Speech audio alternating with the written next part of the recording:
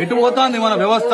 ఏం ఒక్కడికన్నా ఇలా నిజాయితీగా చెప్పండి, ఎంతమంది తాగకుండా ఇప్పుడు మన పిల్లగాడి యొక్క శవయాత్రలో పాల్గొన్నారు?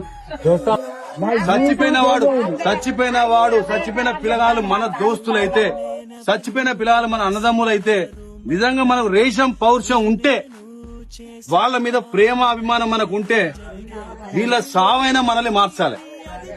పొద్దుగా 6 గంటలకు పోతారు, సత్తి పెట్టుకొని వేసుకొని సాయంత్రం అట్లా పొలంలో పూజకుంటున్నాం మా పిల్లల కొరకు మా కడుపు కొరకు పోతారా? మేము తాగి ఇట్లా రోడ్ల పాటు మాకు ఇట్లా బాగా తీసుకోవాలి. మీ కొరకు మేము బతకన్నాం, మీ కొరకు మేము చావాలి. ఏం చెప్తాను, ఎటు పోతానో మనం ఎటు అవుతాంది. ఈ రోజు ఏమైంది, దీనికి కారణం ఏంది అందరికీ తెలుసు. నిజంగా కనుక మీరు మన లోపల మానవత్వం ఉంటే, మన గుండెలు రాళ్లు కాకపోతే, మనం రాక్షసులు కాకపోతే, ఇప్పటికైనా అర్థం చేసుకొని జీవితంలో సావుకు మించిన పెద్ద